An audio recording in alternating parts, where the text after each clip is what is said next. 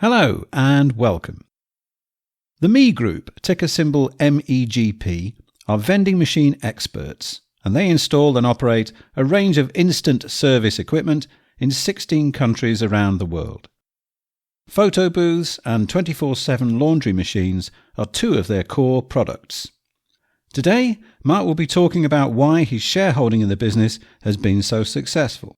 So I hope you enjoy this, episode 20 of the Desert Island Investor.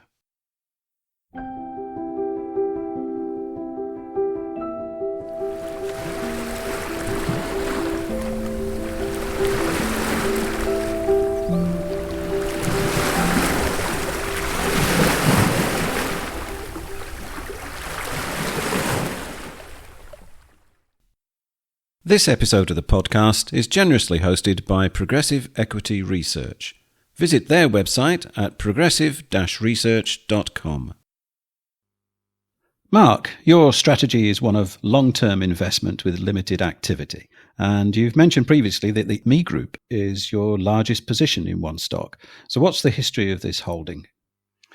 Right, well, I first purchased Me Group back in January 2017 at £1.74. This was, as usual, a smaller starter position.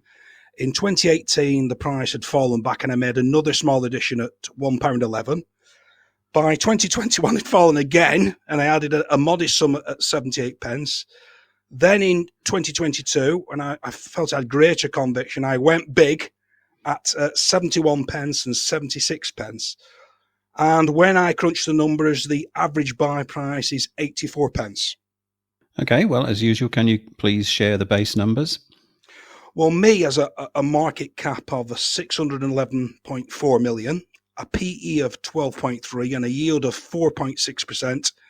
And that's based on the current share price of £1.61.6. So this is without doubt a success story, as you've nearly doubled your return, not including any dividends.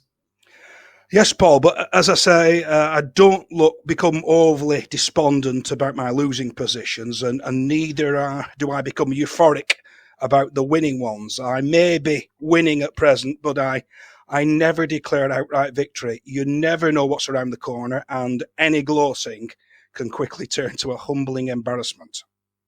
Me Group was, until a couple of years ago, Photo Me. The name change reflects a move towards wider interests.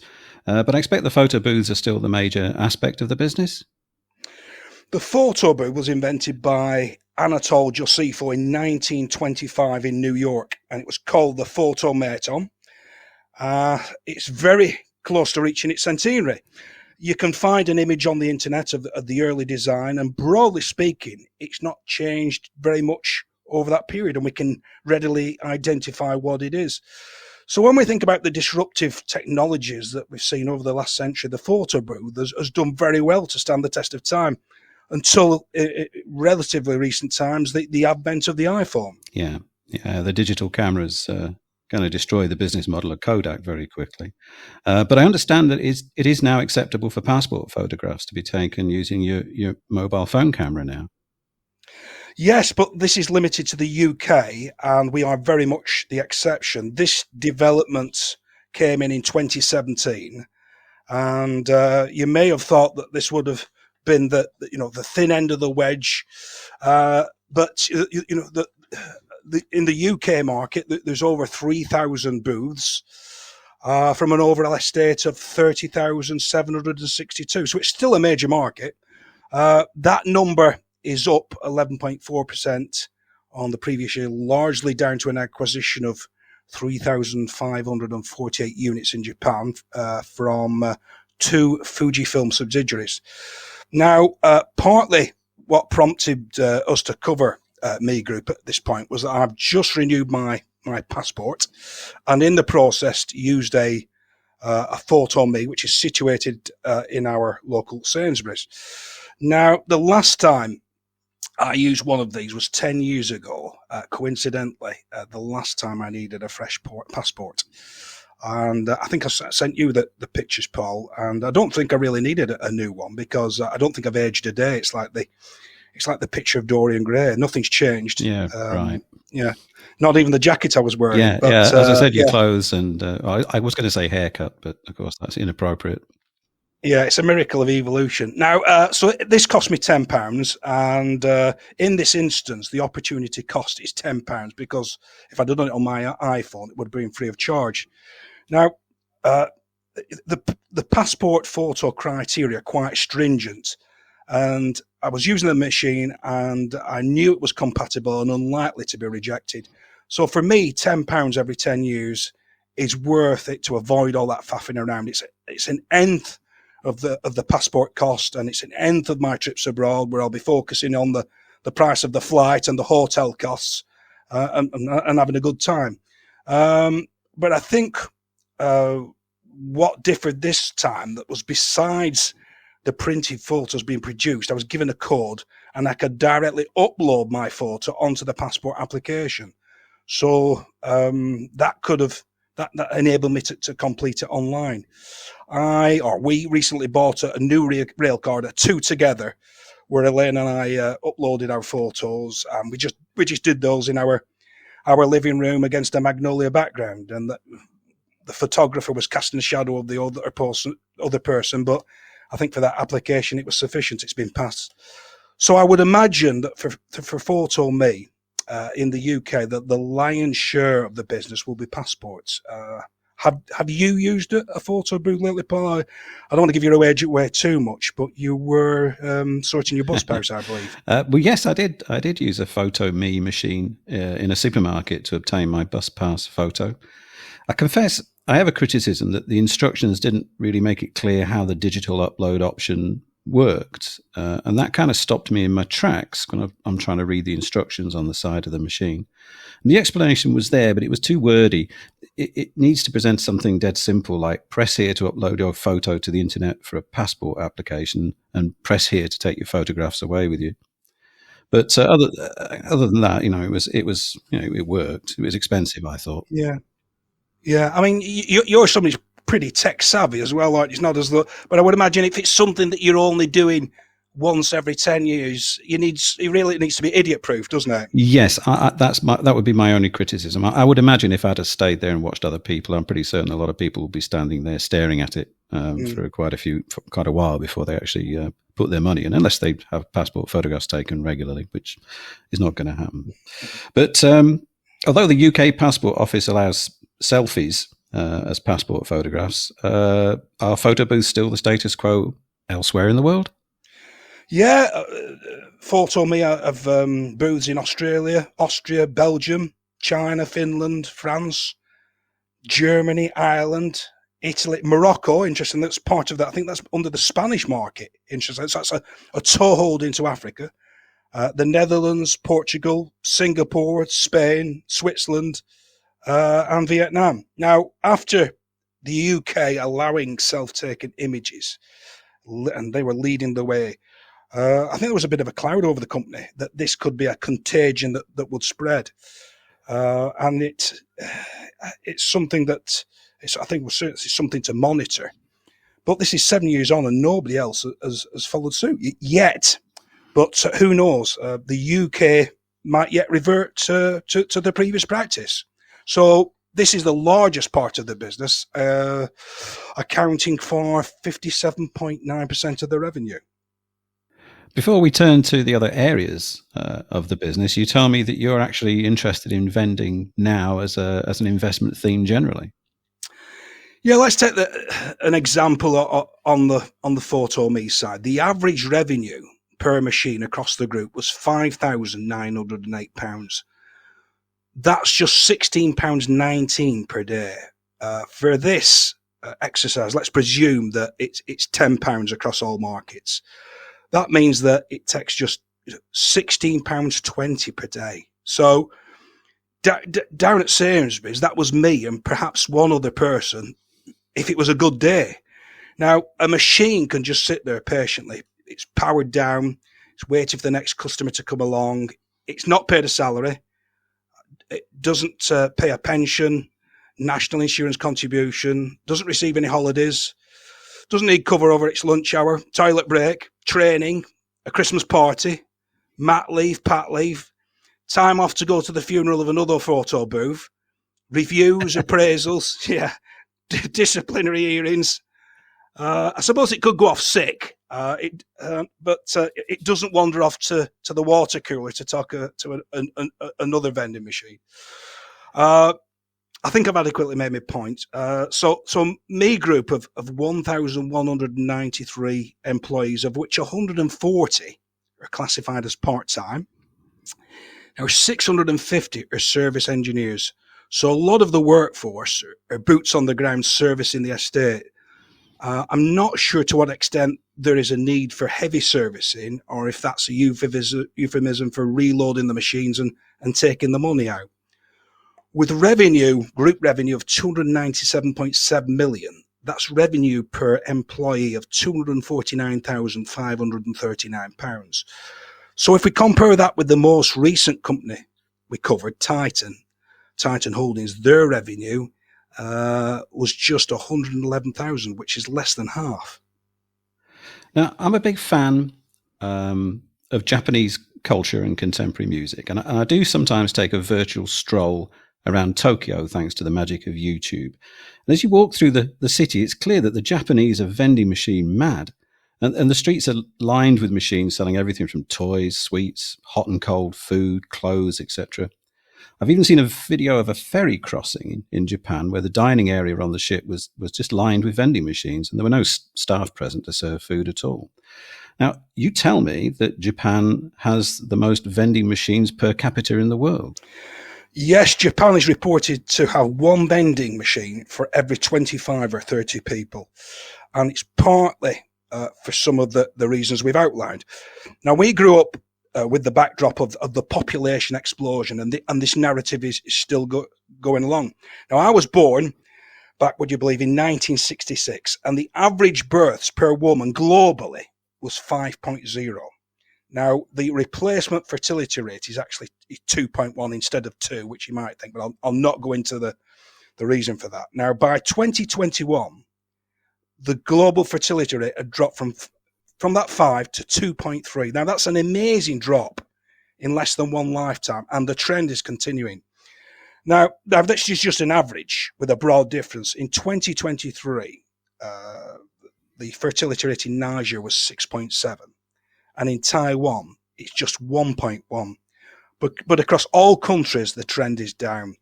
In general, developed economies of lower birth rates, and the remaining growth is almost solely down to sub-Saharan Africa. India and Bangladesh are now below replacement levels. Now, once a country hits the replacement magic number of 2.1, it does take some decades to feed through to a decline due to this generation not having reached adulthood and started their own families. The reason for this collapse are varied. It's better education, more widespread contraception, more women in the workplace with careers. Women are going into further education and delaying starting a family. There's the widespread distribution of families and grandma and granddad not at hand to help out and alleviate childcare costs, etc., etc. Now, Japan is the canary in the cage. It's at the forefront of the aging population and lower birth rates, and this has led to a population decline. So since 2009, when the population was 128.1 million, it's fallen every year since and is now 122.6 million. If you look at this trend, other economies will follow. Now, some countries are looking to incentivize birth rates, but with limited success. Now, unlike many other countries, Japan has not wanted to go down the immigration route, as I understand that they're very protective of their Japanese culture and are looking to increasingly invest in robotics, mechanization, and automation.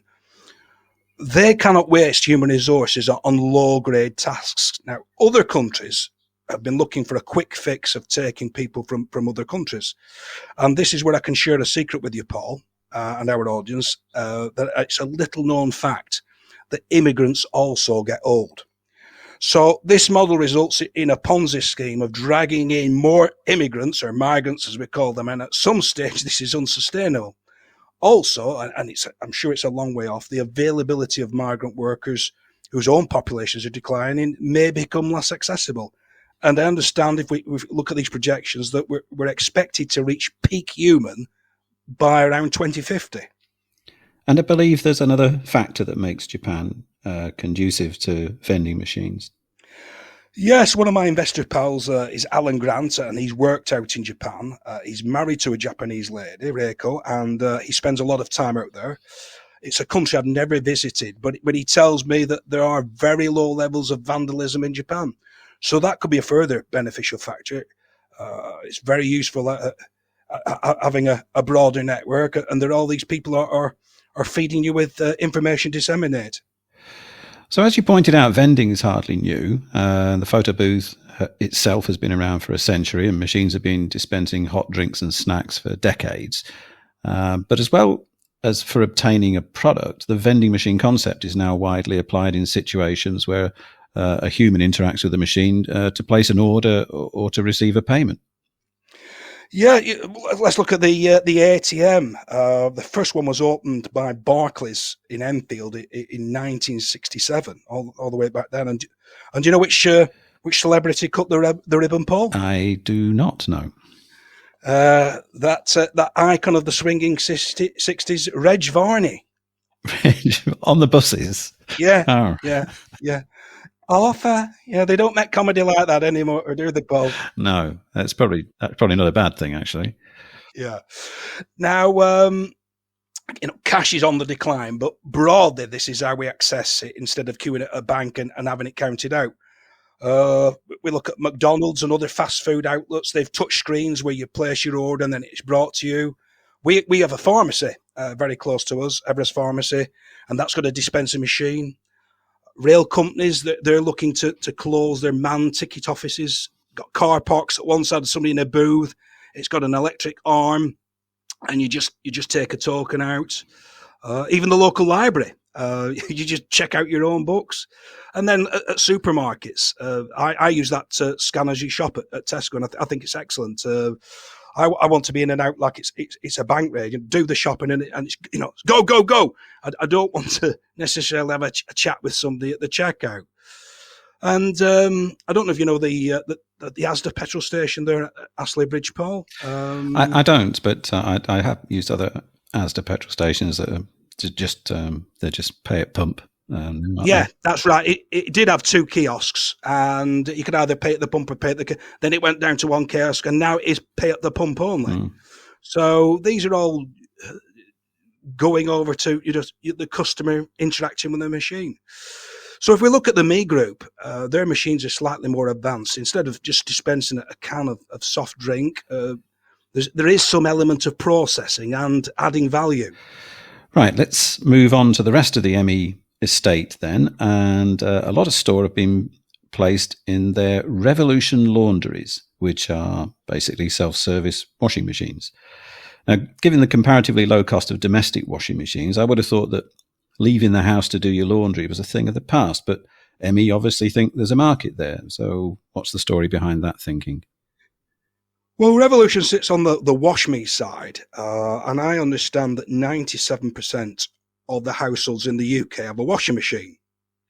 But that 3% of circa 70 million is still a market for somebody, Paul. Now, in Dawn, there's still a traditional laundrette, which is conveniently located just a few minutes walk for us. And we have used it a few times over these when our machine has broken down and we're waiting for a replacement. Now, on this subject, I go to a cafe at the Walmsley Unitarian Chapel on a Friday. It's very good. And one of the ladies there, who's one of the helpers, she sat beside me just a fortnight ago, and she took a phone call, and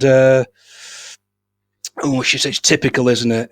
They just try and sort something out. She was having a washing machine delivered by AO that day.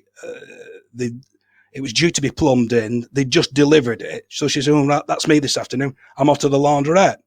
So of that 97%, there are people like myself, like Hillary, and others, I would imagine, from time to time, have to use a backup.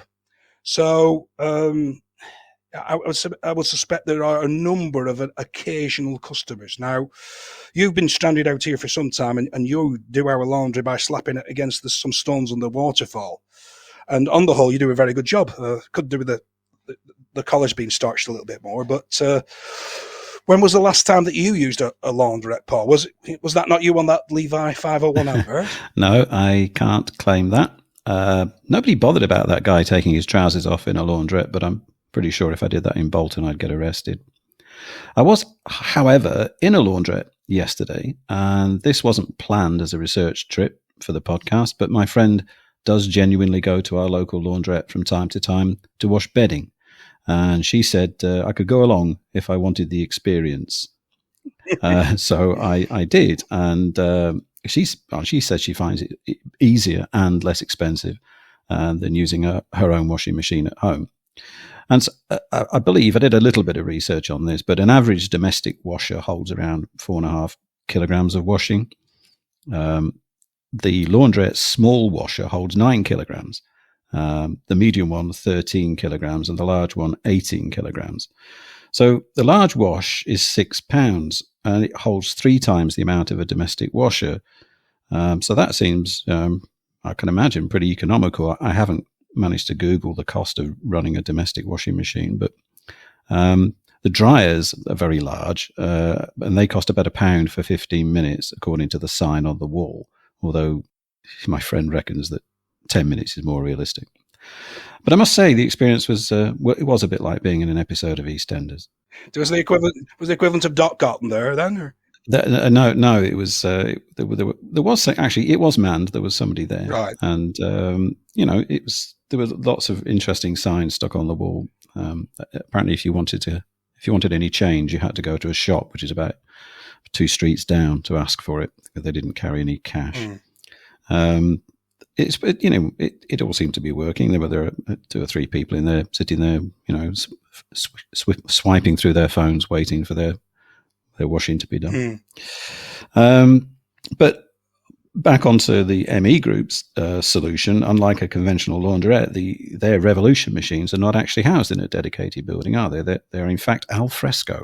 Yeah, your typical laundrette is, I would say, unmanned from my experience, but nevertheless, there's a building that requires some upkeep, business rates, heating, lighting, cleaning.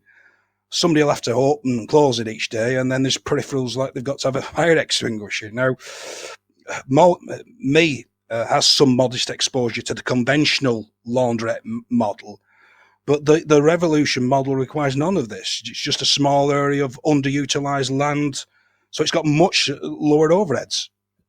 And where are these machines typically located? We find a lot of them on supermarkets, petrol forecourts, motorway services.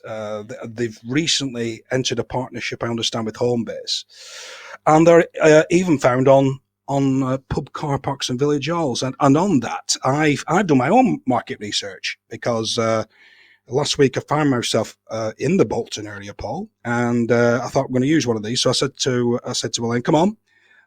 We're going out this afternoon, I'm taking you somewhere." And she said, "Well, do I need to get dressed up? What do I need to wear?" "Oh, no, don't bother with anything like that." So I went to an establishment. It was a pub, the Mosley Arms at Brakemet. Do you know it, Paul? I do. Good. I do know it. Yeah. I don't go to the Mosley Arms, but I do know where it is. Yeah. I pronounced that right? Brakemet? Brakemet, yes. Yeah. Okay, so that's an area of Bolton. But when I got there, I was disappointed to find out that the machine was no longer there. It's on the Revolution Laundry website, your nearest one. So it wasn't there. It was one of those parcel lockers. And I went into the pub and said, "Where's the machine?" "Oh, we had it taken away ages ago." So then I made my way to one on Bury Road on a Nisa, yeah. And we did it there. So it was an interesting process. It was we did a 9 kilo wash, which cost £5.50. Elaine seemed to think that was, again, quite reasonable. And there's different facilities. So that was a 9 kilo washing machine. There's a 20 kilo washing machine, and they've got a dryer. And it's actually your detergent It's already put them. It's ecological hypoallergic detergent, whatever that is. Wow. Yeah, I think that's to stop allergies, isn't it? But there's 3 different temperatures. Again, it's the first time we've used it, so we weren't totally all fair with the. I think we get it spot on next time, knowing what we're doing. But there's a 15-degree wash, a 40, and a 60, and then you can have add-ons like a pre-wash and a softener and a softener and sanitizer at an extra cost, and then the drying, which we didn't use, goes up in 15-minute intervals, and it's £3.50 for each 15-minute. But so we put you can put your phone number in, but I didn't get it, and it was running for half an hour. That's on the washing machine, and it's locked. But you're supposed to get a text, and I think I put the number in right. I didn't get a text to say that it'd come to the end of its cycle.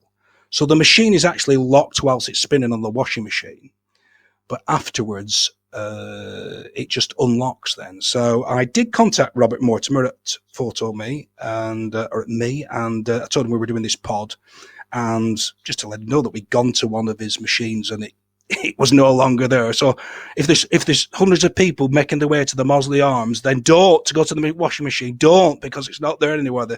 The nearest one's at Nicer. So he said he's going to change. He came back straight away and he said, yeah, well, I'll get onto the department, make sure that is taken off. And I did say that, have you ever had any occasions of washing being stolen? Because if you're going around the supermarket and it's knocked off, Paul, he seemed to think this was quite funny, but do you think it had ever happened that if people found out that you left your Y fronts in, or your T-shirts, that somebody might think, that's nice, that I'm going to have that? I have no idea, but your decision to actually include that in the podcast will no doubt change the pattern of behaviour from anybody who lives anywhere near one of those machines. I think that one that went missing from Braitmate, you'll probably find that on eBay. Right. So okay. It's twin with the Bronx, I believe, isn't it? But I mean, on the dryers, they're not locked. But I mean, there's just the 3. So I would imagine, as I've said, I wouldn't imagine these machines are used over the reg. So I think you would be disappointed if you went to the machine and found that somebody else was already using it, and that you'd have to wait. And then equally, I think what could be annoying is that, if I put my machine in, it was a supermarket, I'd gone round to do my big weekly shop, and it'd been sat there for somebody's turned up, it stopped moving round, and then somebody's like tut-tutting. Would they be sat there patiently, or would they take it out and chuck it on the floor? I don't know. But Tesla had this problem with their chargers, apparently, at service stations, because people would roll up in their Tesla, plug it in, and I believe with a Tesla you get an app on your phone, so they'd scoot off into the service station to get a coffee and a donut or whatever, and then the app would send them a message to say that the charge was complete and the car was 100% full, but they kind of took their sweet time getting back to the charging machine. And like you say, I mean, I've seen videos of huge queues of Teslas because sometimes the chargers don't work. So Tesla, I think they charge you quite a lot of money for every minute over your charge reaching its full point. So when your car's 100% charged, if you don't get back there, to actually disconnect it and let somebody else charge up, then you get charged per minute. And I think it's quite a lot. I think last time I remember it was about £7 a minute. So that can get very expensive if you decide to linger over your coffee. So maybe Me Group could do the same thing, because it's all taken with card, isn't it? I don't think they do cash, or does it take cash? I didn't look for it. I just paid with card. As though most things seem to be just with card now, don't they? But I don't know, but perhaps I'm looking for problems that aren't there. I'm being nitpicky. It's probably things that don't arise. But it was just, I suppose you do these things, don't you? You try and stress test the concept. But I would imagine I'll probably get that text in a few weeks telling me that the wash has actually been completed. But, I would think if it becomes much more popular, then they will probably do something to make sure that you don't leave it unattended. Don't just leave it and don't bother to go back to get your undies out. Because otherwise, like you say, it's a bit like I went on holiday many years ago, and we. Because of my friend became ill, we left our towels on the sunbeds and disappeared for the afternoon, only because we had to go to the doctor. But when we came back to retrieve them, they'd been thrown unceremoniously into the pool. Yeah. So people had obviously become quite disgusted the fact that we'd reserved those sunbeds and then left them for hours without sitting on them. It's one of those things. It's sunbed etiquette. Yeah. There's a full podcast we could do on that, isn't there? Anyway, so these, I mean, I would imagine that these are very popular with people who are working away from home and don't have the facilities to do their washing in a hotel, for example. Yeah, there'll be contractors, and I've seen their machines at motorway services. I think there's one at Stafford, and perhaps heavy goods drivers who are resting overnight use them, or tourists from overseas and backpackers. They'll need some form of laundry, surely. Now, when we were in Chile, we used a coin-operated washing machine within the hotel. So, what's in it for the respective partner that agrees to host the laundry machines on their site? Well, MEGP, the site owner, a percentage of the takings or a set fee, but the real attraction is dwell time. Now, imagine if you've nipped down to the petrol station and put your wash load in, Paul. So do you wait and just sit in your car, bored to tears, or do you fill the car, check the tyres, visit that ATM, or mooch around the shop and buy a coffee at the franchise Greggs or Starbucks? It's a sprat to catch a mackerel. So how many Revolution laundry sites are there in the UK? Well, there are 5,533 machines in operation. Now, that was up 16.4% on the previous year. Now, they've added 65 per month, and they're looking to ramp this up to 80 to 90 per month this year. Now, if you remember that the Photo.me revenue per machine was £5,908, with Revolution, this is 14,793, and this is up on the previous year from 12,816. So this is a significantly higher revenue, but we're comparing apples with oranges, really. They're different types of machine. They're manufactured different, and they've got different ongoing costs. A Photo.me booth is a low energy machine that just is probably working for a couple of minutes a day. The Revolution will need significantly longer time, and it's more energy intensive with more moving parts. You'll experience more attrition. Interestingly, the group has entered a period of refurbishment and maintenance, and this is the first since they were launched in 2012. So considering that they sit outdoors in all weathers and that attrition that they undergo, it suggests to me that they're very durable machines. Now, also on the energy front, they have photovoltaic solar panels, or some of them are being installed into them. And they advise that can make an energy saving of between 10 and 30%. I was surprised to find out that despite those 4 photographs from the Photo.me booth costing £10, which seems quite a lot, the Revolution laundry side actually has the better margins. Yes, me use EBITDA, which, as we've discussed before, can obfuscate the facts. On the Photo.me side, EBITDA to revenue is 35.8%, and on Revolution, this is 48.4%. So Revolution may refer to the rotation of the washing machine drum, or the revolution within Me itself, Me the company. I've not heard of anybody else having a similar offering. So if Photo.me is 57.9% of the revenue and the laundry is a further 27.4%, that's only 85.3%. So where does the residue come from? There's a Print.me, which consists of high-quality printing kiosks. Now, I've never seen one of these. The revenue per machine is just £2,374, and this is 3.8% of the total revenue. And in the report, they've grouped a number of sundries together. Amuse Me, which are kiddies' rides, they are mostly in the UK and the Netherlands, and Copy Me, which are photocopiers, and they're mostly in France, and this is 6.5%. And lastly, there is the Feed Me, which is a different business model, and this is for sales and service of self-service fresh fruit, juice, and of pizza vending machines, one healthy and one perhaps not so. So the Feed Me model is moving away from the Me group actually owning the machine and operating it at a partner's site to manufacturing and selling the machines to retailers. And you tell me that they have ambitions to become the market leader in that particular field. They purchased Semper on the juice side in 2019 for 20.64 million euros. Now, this had profit before tax of 3.7 million euros on revenue of approximately 10 million. And in 2019, they purchased Resta Clock for 3.1 million pounds. And this pizza machines, and they offer a 24/7 machine that makes a pizza in just 4 minutes.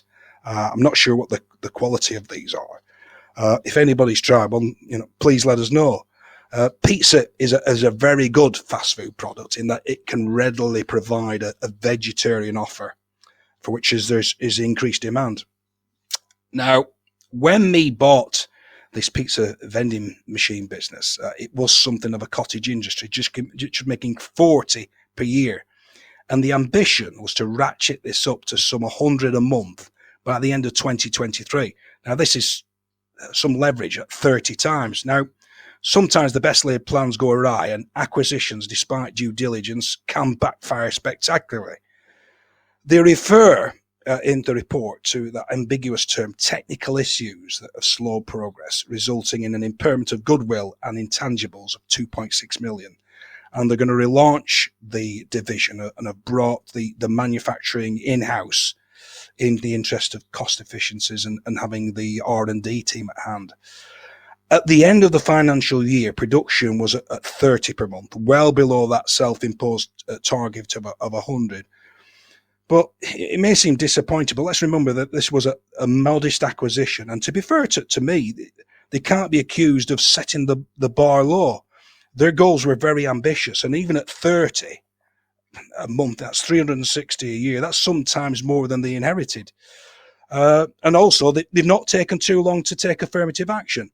If something's not working, then try something else. If you remember back to the Titan South Korea that we mentioned in the last podcast, where the ventilation market had changed, they'd identified this 5 years ago, but done nothing of note. Now, you like cash, and a good number of your stocks have net cash, and this is the case with ME too. Yeah, ME's model is very cash generative. They've got net cash of 33.9 million. So with a market cap of 611, you're buying around 5% cash.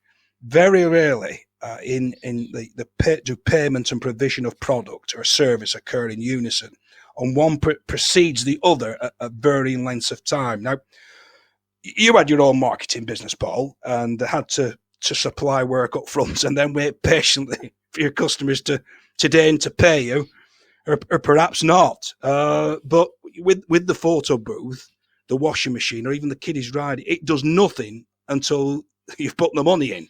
So this helps pay the dividend, and there was a special dividend last year, and there's also been a share buyback.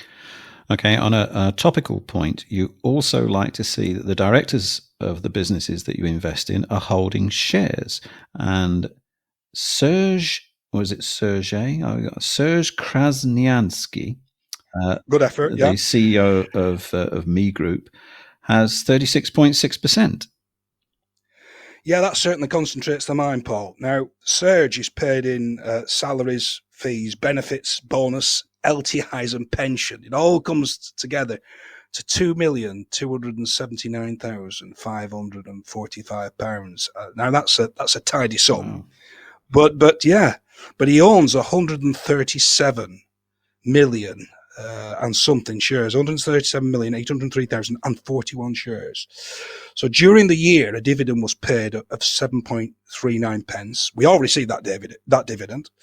So Serge drew in dividends. So he's got 2.25 million in all his package of 10,183,000 and something else. And last year, which included a special dividend, including all the dividends rolled in together, his take was about 17 million. So as handsome as that remuneration may be, it's the income from the dividends that's the greatest source of income, and they can only come from a profitable business. I would expect that having 36.6% also gives you significant control over the business. Yeah, we're never happy, are we? We want directors to hold a lot of stock, but worry that there's no effective counterbalance. Certainly, they give significant sway with that block vote, as it would be difficult to mobilise the remaining 63.4%, even if they were of a like mind, should a possible issue arise. Now, Serge is the CEO and deputy chair, but he's 81, so I would expect succession is on the agenda? Well, besides Serge, the only current executive director is Tanya Krasniansky, who conveniently is Serge's daughter. So Tanya is from a legal background. She joined the group in 2020 and the board in 2021. So the company quickly saw the promise that she had and promoted her. And if I was a gambling man, I would suggest that she's in pole position, especially with that ponderous family shareholding. As a shareholder, I just hope that she's got the necessary skill set. And I'll call him Me, has also returned to the FTSE 250 index. This is important as this categorization attracts more money. As we've discussed before, Paul, with trackers, they have a parameter to buy a certain index. So all these 250 trackers are forced to buy Me Group stock, be it good, bad, or indifferent. Now, the more money being invested by the passive route, this is having a greater effect. And I would suggest that with an index like the 250, it's going to be more difficult to break in or to be dumped out of it. It's going to be less easy just by the sheer weight of money. So all in all, given the picture you just painted, this has been a recent winner that you have called right. Would you agree? Yes, yeah, very, very pleasing. The valuation doesn't look particularly stretched, but as it's my largest holding at around 12% of the portfolio, I think it would be prudent to flesh out some other positions first. If it was lower in the portfolio, then I may well have considered adding. That aside, I would like them to make some more progress and find broader vending offers that would dilute their exposure to should markets change in the short term. Okay, Mark. Thank you very much indeed for that review of Me Group.